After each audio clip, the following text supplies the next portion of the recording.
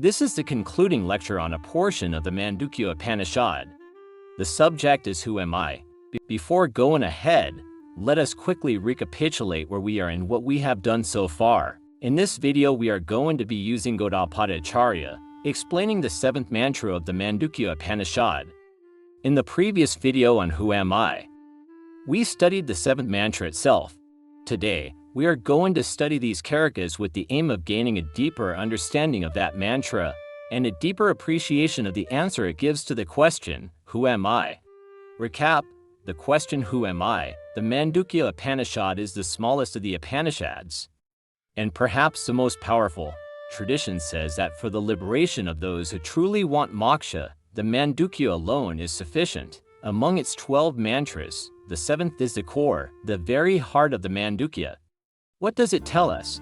It tells us to look at our lives and notice that throughout the day and night we pass through 3 states. Now we are awake. Later, at night, we will dream. After that, there may be deep sleep. So one of our states is I am the waker, the next is I am the dreamer, then comes deep sleep. Let us call that person the sleeper. These are not 3 separate persons. It is one and the same person, I, that goes through 3 identities.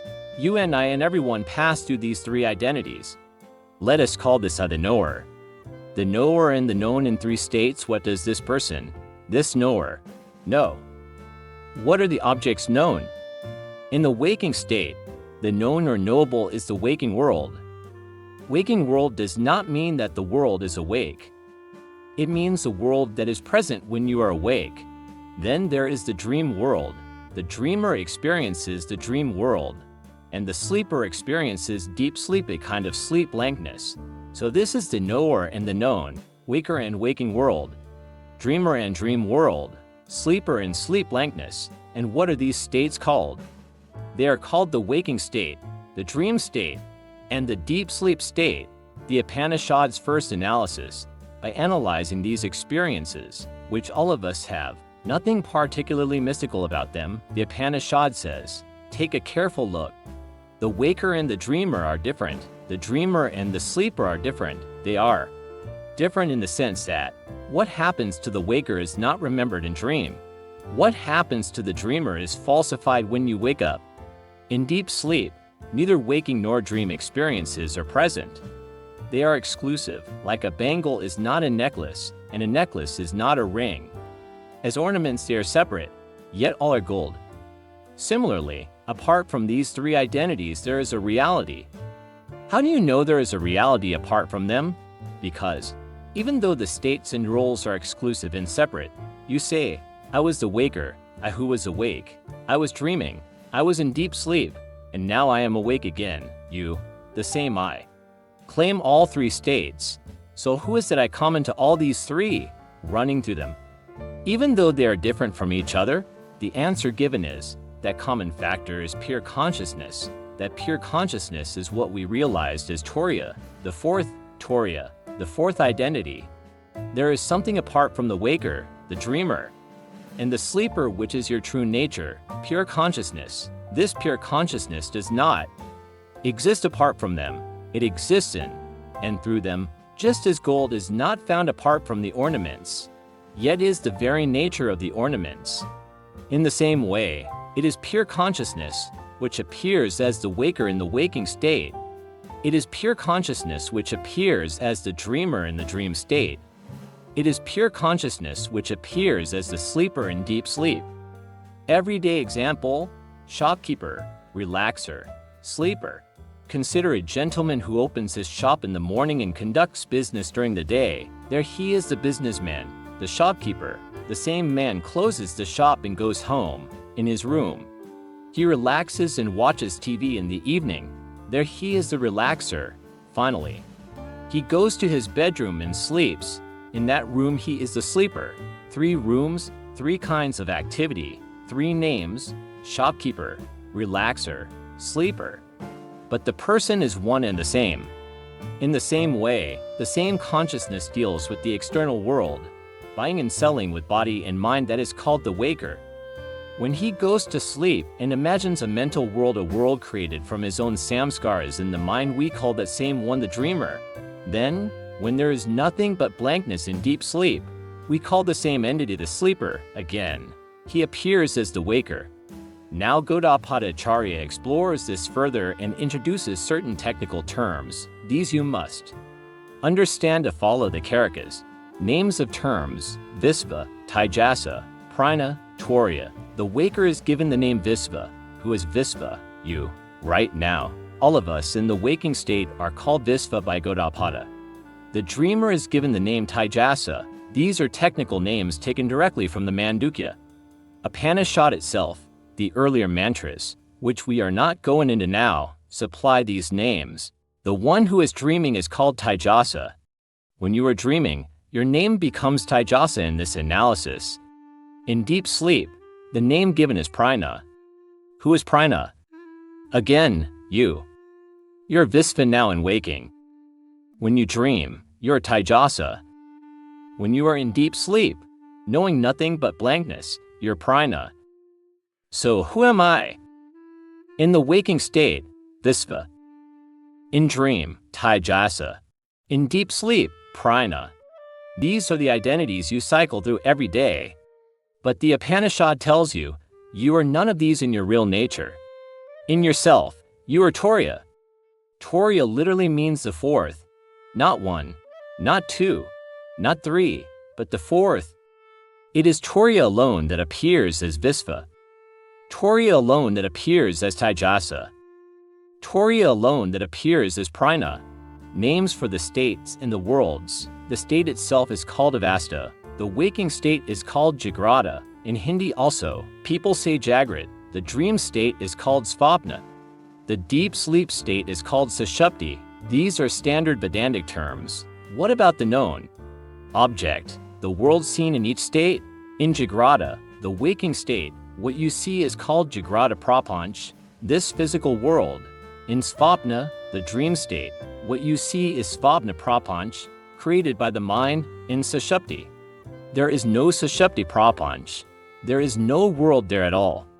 Only blankness of potential state. So these are the basic terms: Viśva, Taijasa, Prajña, Turīya, Jagrata, Svapna, Sushupti as states, Jagrata Prapanch and Svapna Prapanch as worlds, and blankness in deep sleep.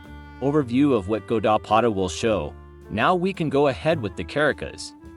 What Gaudapada will tell us in these verses can be quickly summed up, and then the details will make more sense. A fundamental idea in Advaita Vedanta is that ignorance causes error. Rope snake example, ignorance and error. There is a standard example in Advaita, the rope and the snake. Imagine a rope lying in semi-darkness. You do not clearly know what is there. You see something. In that dim condition, the mind may think, maybe it is a rope, or a discarded cable, or a crack on the ground. Suddenly you feel it is a snake. Fear arises. In Sanskrit, rope is Raju and snake is Sarpa. Raju is the reality that is actually there. Ignorant of that reality, you now see a Sarpa, a snake. This mistake is called Sarpa Brahma, snake delusion. Brahma means delusion or error. What caused you to see a snake? There is no real snake there. Yet for a moment you actually see one. The cause is ignorance of the rope. You are ignorant of the reality. You do not know what it is, and therefore you mistake it to be a snake. Different people may make different mistakes. One may see a garland, another a stick, another a crack in the earth. These are different vaikalpas, different possible misperceptions. But in every case, ignorance of the rope is behind the error. So, ignorance of the reality leads to a mistake about the reality. This is a fundamental concept. Ignorance and error applied to Turīya. Just as you are ignorant of the rope and see a snake, Advaita says, right now you are ignorant of Turīya. What do you experience instead? You experience yourself as Viśva, the waking person. Mandukya tells you, you are Turīya. But what do you and I actually feel? We feel, I am this person, limited by body and mind. That is what I am. This is called Viśva, the waker. Why do you think you are Viśva? Because you do not know your true nature. Just as you did not know the rope and so mistook it for a snake. You do not know yourself as Turīya. pure consciousness, and so you mistake yourself to be the body-mind complex. Now see how Gaudapada uses this. When we are awake, we are seeing this world. According to Advaita, this world is actually Turīya. The world is Turīya. You are also Turīya. But you see Turīya as a limited knower called Viśva and as a waking world called Jagrata, Prajña. So you have ignorance about your true nature, and you make a mistake by seeing Turīya itself as a small I and a separate world.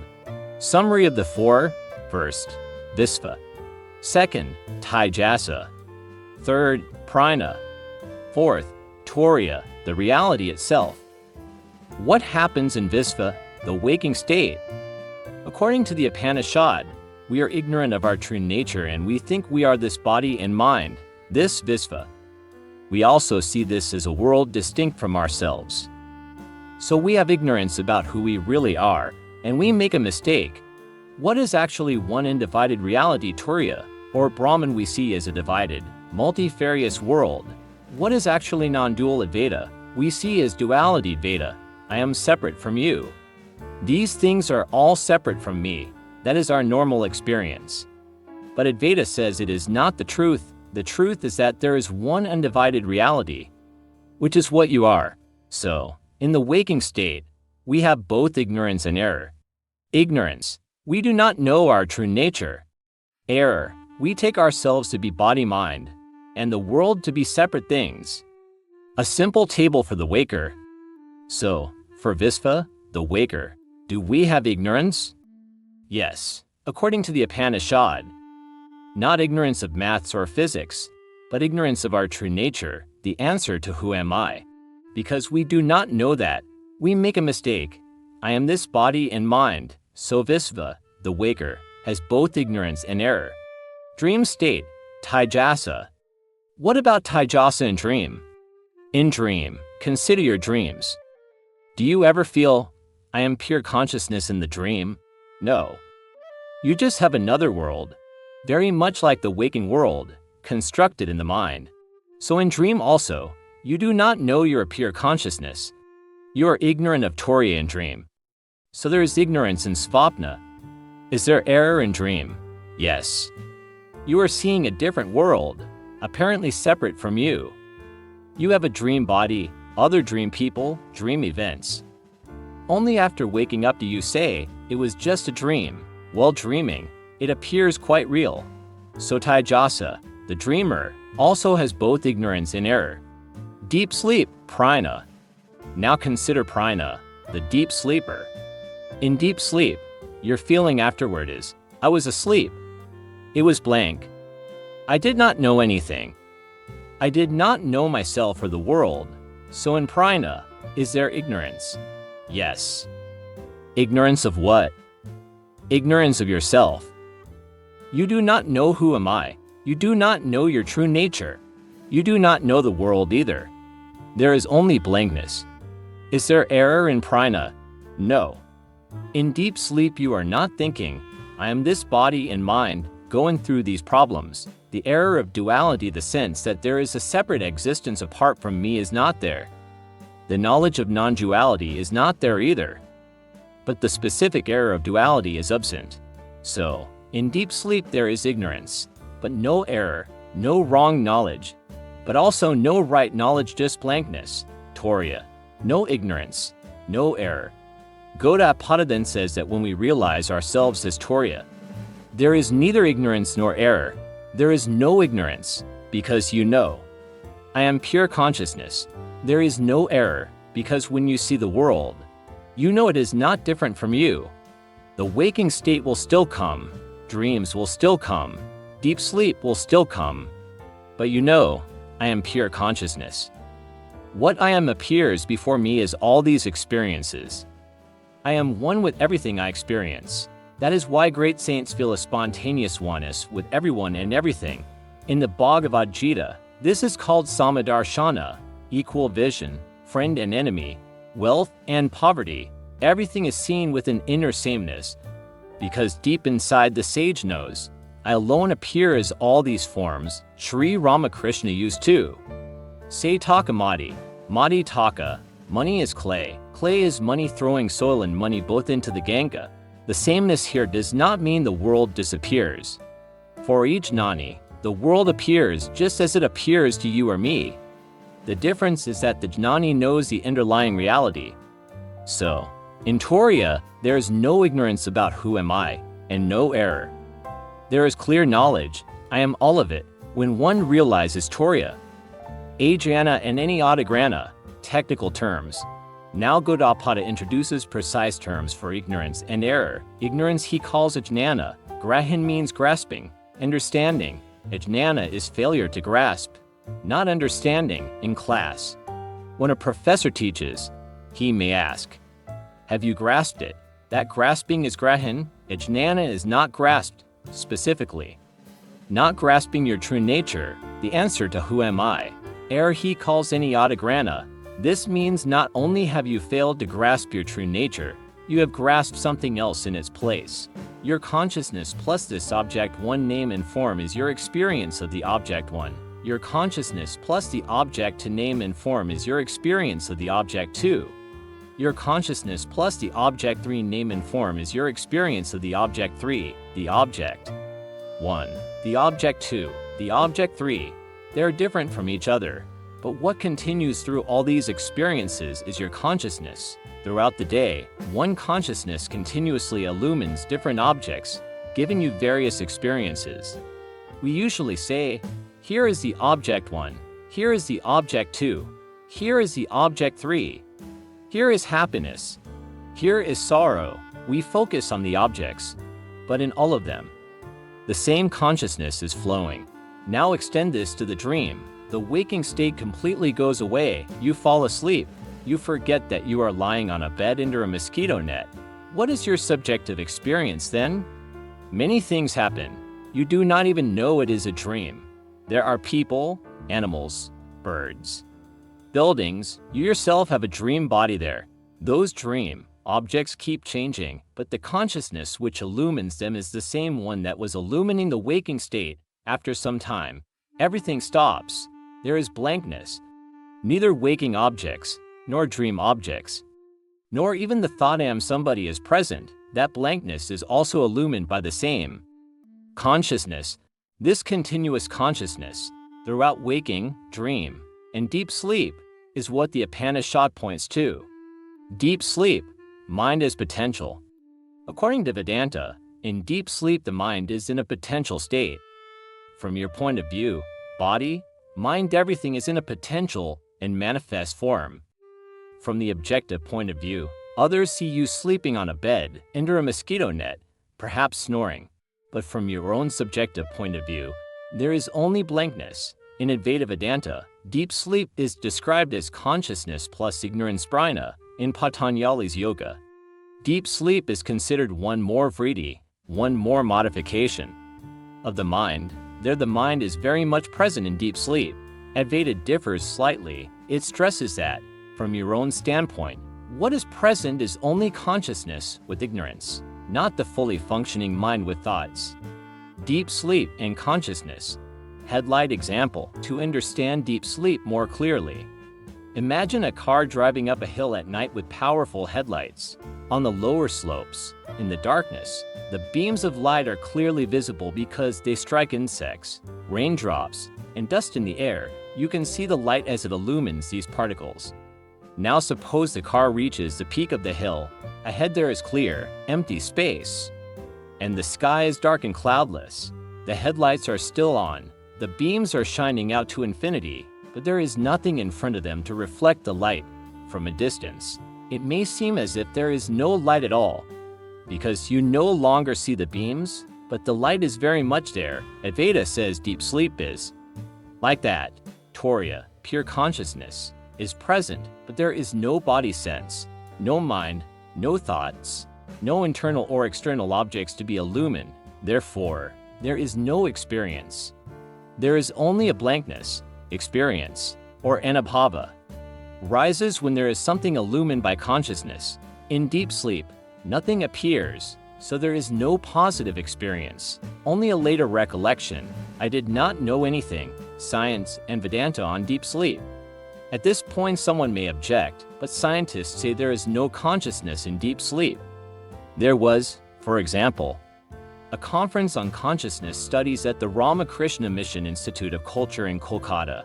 Neuroscientists and philosophers were present. An Indian philosopher asked a visiting neuroscientist from the United Kingdom, in deep sleep, according to neuroscience, is there consciousness or not? The neuroscientist replied, no, in deep sleep there is no consciousness, according to our definition of consciousness.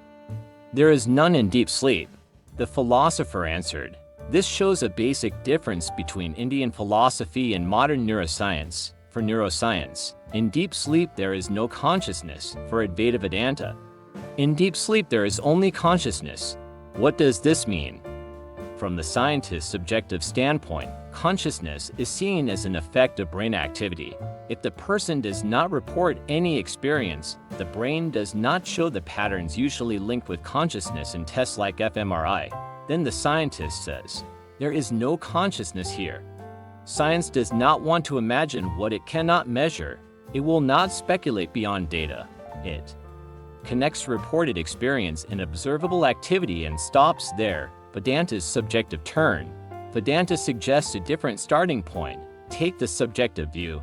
Look directly at your own experience instead of only at external measurements. If you say, the brain generates consciousness, the Advaitin replies, the idea of a brain, the procedure of doing an EEG or fMRI, the reading of graphs and signals, all of these are themselves known only in consciousness. They appear in and are illumined by your awareness. So Advaita asks you to examine experience directly and carefully. It does not deny the scientific description, but it says that entire description also appears within consciousness. Method of the Mandukya, Anuvada and inquiry. What the Mandukya and Gaudapada do is first Anuvada. They simply restate your day-to-day experience of waking, dream, and deep sleep. These three states are not in dispute. Everyone accepts them. Then they ask you to notice the special features of each. In waking, you experience an external world and a waking body. In dream, the waking world is forgotten and a different world appears entirely inside the mind. In deep sleep, both waking and dream vanish, and there is blankness. From an objective scientific angle, deep sleep can be described as absence of reported consciousness. From a Vedantic angle, that same blankness is taken as a peculiar kind of known state, a state of ignorance illumined by consciousness. Continuity of the eye across states. Now notice something very important. When you wake up from deep sleep, what do you say? You say, I was sleeping, or I slept well.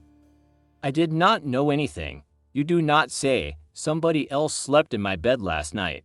You instinctively feel that you, the same I who is now awake, were the one who was dreaming and sleeping. If your sense of self were purely a product of the waking brain at this moment, then it might be more logical to say, I was not there in deep sleep. Now consciousness has started again, but that is not how people actually think and speak. We naturally claim continuity. I was there in waking, I was there in dream, I was there in deep sleep. How exactly we were there, we usually cannot explain.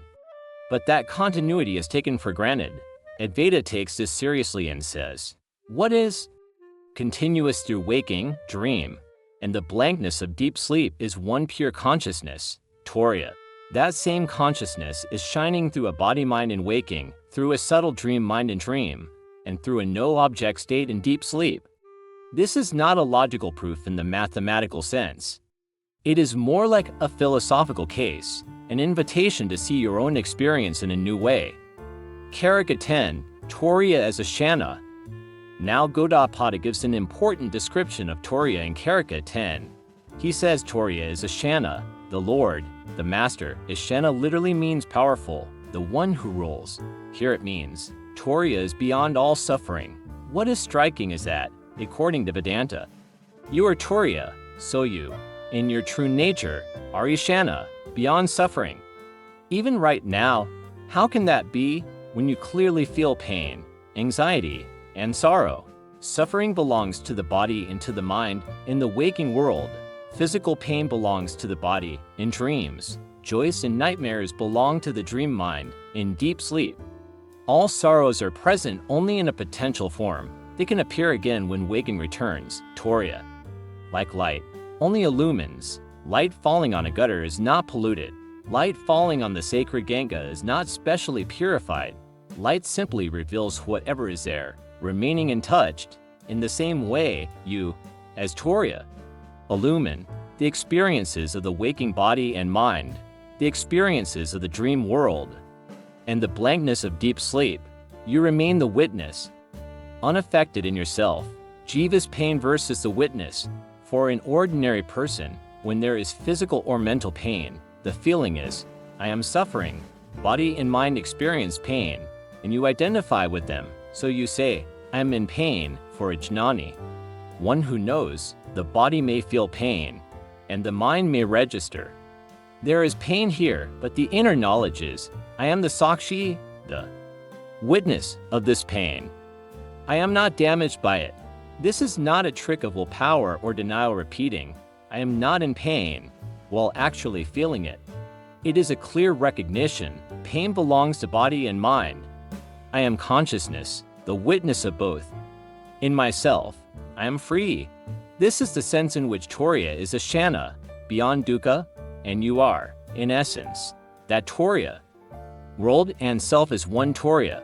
Gaudapada further says that Turīya is samyam sarvam, non-dual with respect to all things. Sarvam means all that exists. You, as consciousness, are non-dual with all existences. Non-dual means there is no second, independent reality apart from consciousness. The knower and the known in the three states do not exist apart from Turīya. They are appearances in Turīya, just as wave, foam, and bubble are appearances of water.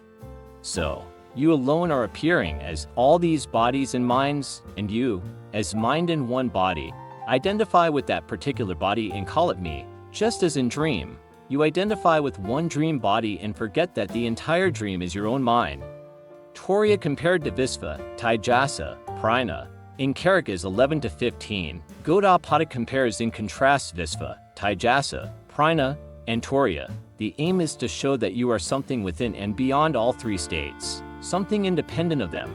We have already seen that Viśva and Taijasa are associated with both caused and effect Ajnana and error. Prajña is associated only with ignorance. Turīya is associated with neither ignorance nor error. Let us restate that in simple terms. Viśva, the waker, does not know he is Atman, Turīya, and makes the mistake of thinking, I am this body-mind in this waking world. So, there is ignorance and there is error. Taijasa, the dreamer, has the same pattern, ignorance and error in dream form. Prajña, the deep sleeper, is associated only with ignorance. Just as a rope in total darkness is not mistaken for any object, there is no error, only not knowing. Similarly, in deep sleep you do not know yourself, but you also do not imagine a separate body and world. In Turīya, realized as your true nature, there is no ignorance and no error. You know who you are, and you see that all appearances are nothing but yourself. Consciousness, deep sleep, no dukkha, no differentiation. Deep sleep has some special characteristics. First, there is no dukkha in deep sleep. Even a person suffering from a terrible disease may have intense pain while awake, but in deep sleep that person, from his or her own standpoint, has no problem at all. The body may be dying, but subjectively, in deep sleep, there is no felt suffering. Second, there is no differentiation in deep sleep. In waking and dream, your experiences and mine are different. But your deep sleep and my deep sleep feel exactly the same, a blank, indifferentiated state. Advaita goes further and says, the deep sleep of a mosquito, a lion, a tiger, a learned scholar, and a literate person, all are of the same nature, because deep sleep is simply complete ignorance. A kind of darkness, without any special features. Do we experience the lack of experience? Commonly we say, in deep sleep we do not experience anything. Advaita asks, do we not at least experience the lack of experience? After getting up, the usual feeling is, I slept like a log. I did not know anything, if there were no awareness at all. How could this memory rise? Some argue that you infer it. You look at the clock and conclude, So many hours passed. I must have slept. But Advaita suggests that there is a subtle direct awareness of blankness, of not knowing, which is later reported as, I did not know anything. This is a subtle point. But the Upanishadic teachers encourage you to consider it from their perspective. They say, there is something mysterious here, an illumination of blankness. That points to consciousness even when no objects are present. Different philosophies on deep sleep.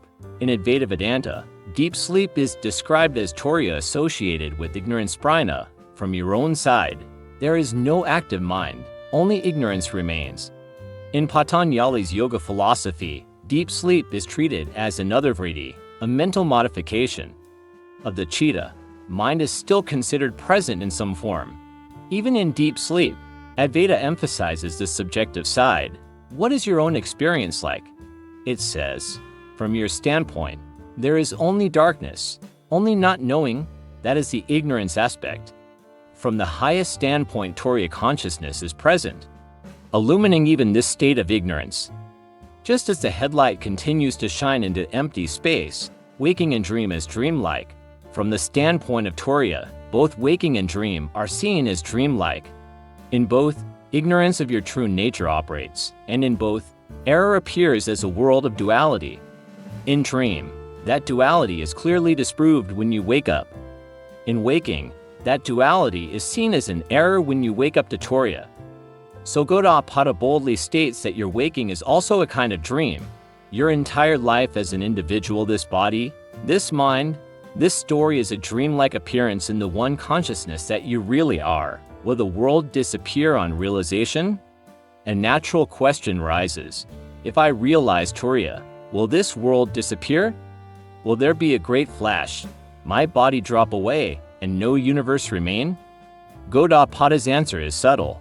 The question itself assumes that there is a truly existing, independent world which may or may not vanish. But consider the rope snake example. When you realize that it is a rope and not a snake, does the snake die? Does the total number of real snakes in the world go down by one? No. There was never any actual snake there in the first place. What disappears is only the error, not a real creature. Similarly, if this world as other than consciousness is itself a projection of ignorance, then on realization, there is no real second thing that needs to be destroyed. What goes away is your mistaken notion that there is something outside and apart from you. Another helpful example is the blue sky. Before you study physics, the sky seems genuinely blue. After understanding scattering of light, you know that the sky has no intrinsic blue color, yet you still see the sky as blue. The appearance continues, but your understanding has changed completely. In the same way, after realization, the body, mind, and world may continue to appear exactly as before. For the jnani, the movie goes on, but the deep conviction this is all other than me disappears. The world as a separate reality vanishes. The world as your own appearance remains. Beginningless ignorance. Another classic question, if everything starts with ignorance, when did ignorance itself begin? Gaudapada answers with a key word, anadi, beginningless. Ignorance has no traceable first moment in time. An example helps. If someone asks, since when have you been ignorant of German? You might say, since birth. But even before that you did not know German. There is no meaningful point at which your ignorance of German started. From your standpoint, it is practically beginningless, but that beginningless ignorance can end. You start learning German and, over time, you gain knowledge. Similarly, Gaudapada says, your ignorance of your true nature, ignorance of Turīya is anadi, beginningless, but it is not endless. It can and does end with true knowledge. With awakening, Turīya described as ajam, anadra, asvapna, from Turīya's standpoint. The Upanishad uses three important words, ajam, anadra, and asvapna.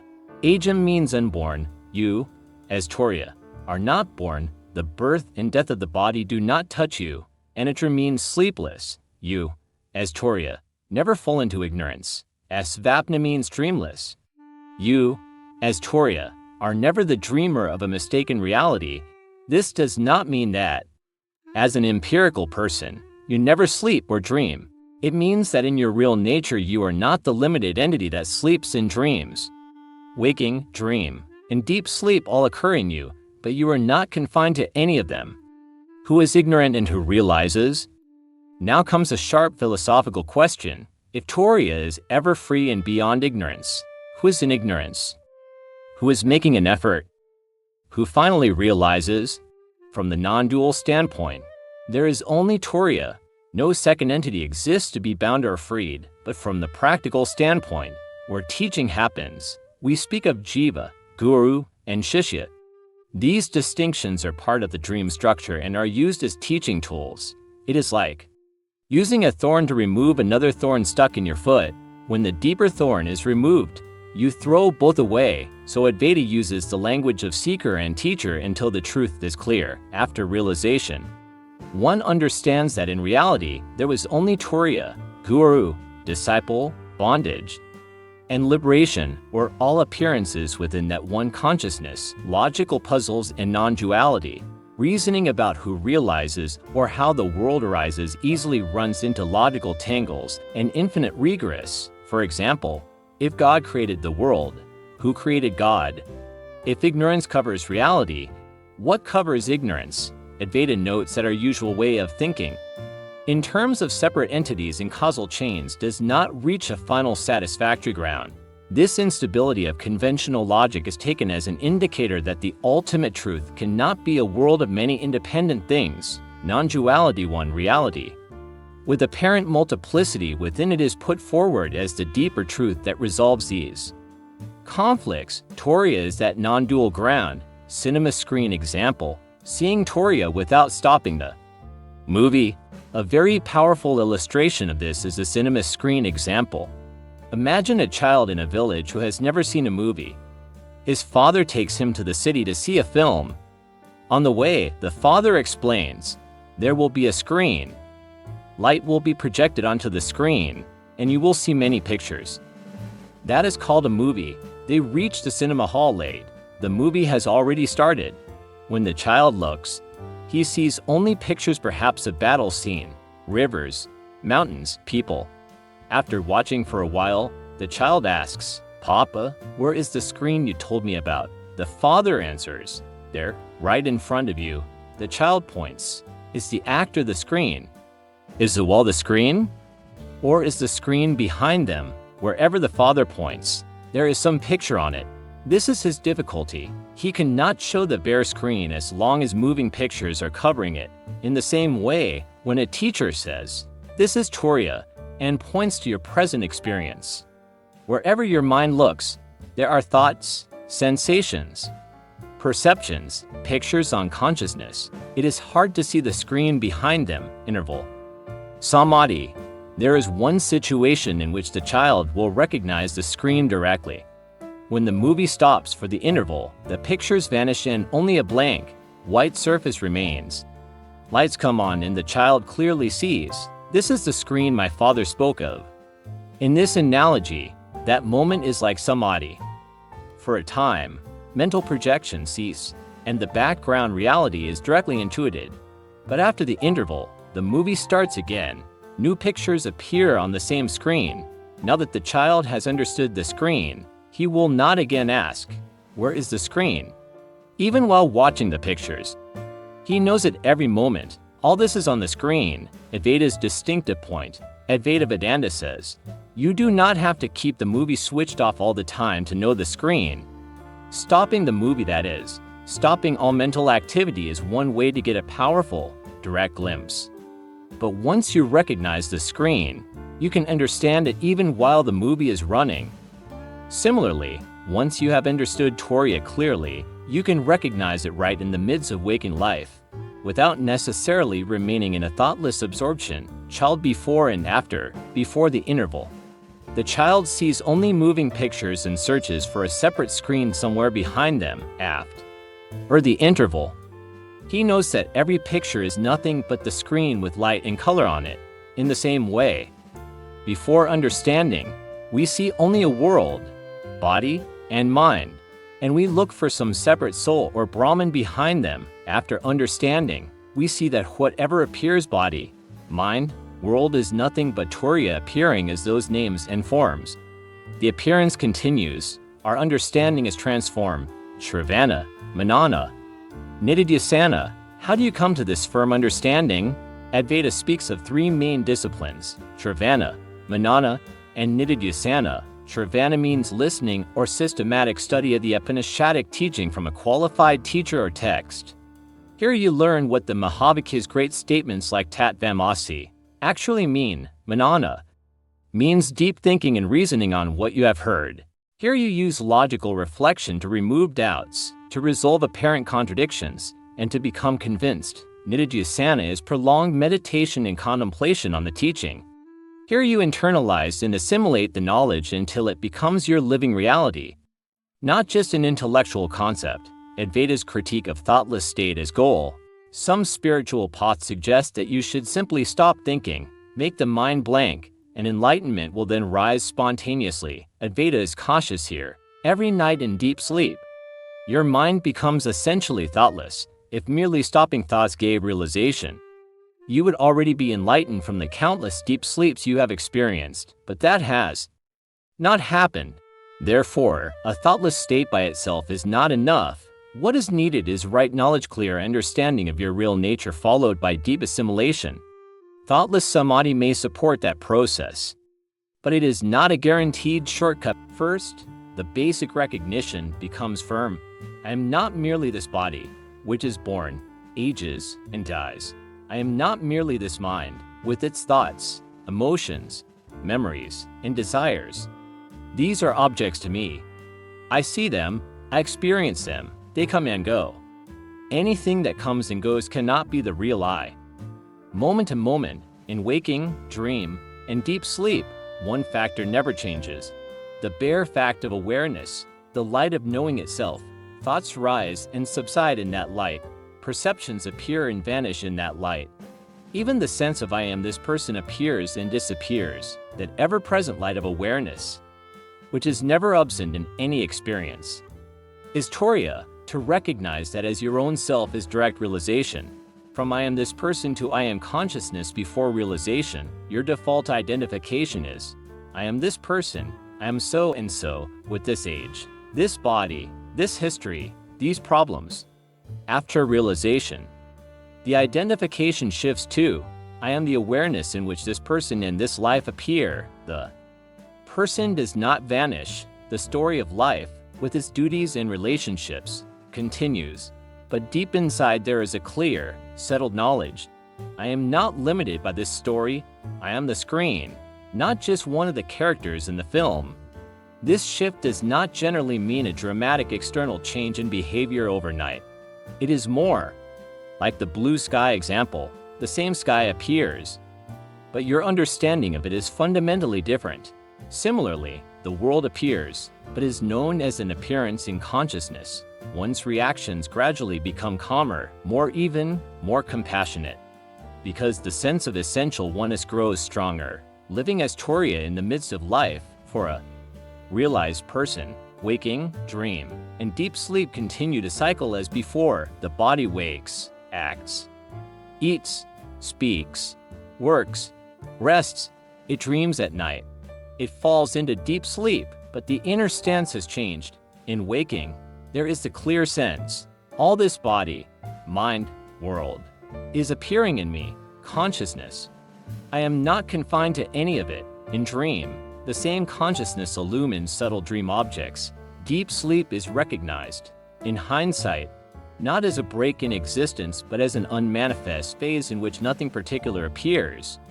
The realized person no longer seeks security and completion in objects, relationships, or achievements, because wholeness is already known as one's very nature. Action still happens. Compassion, work, creativity, and engagement with the world can even become more natural and free, but at the core, there is no sense of being an incomplete individual struggling in a hostile universe. From the perspective of the seeker, from the seeker's standpoint, all of this may still sound abstract or distant. The practical instruction of the Mandukya and Gaudapadas. Begin where you are, with your actual experience. Notice the three states: waking, dream, and deep sleep very carefully. reflect on what remains common to them all. Use Shravana to understand the teaching in detail. Use Manana to test it, question it, and resolve your doubts.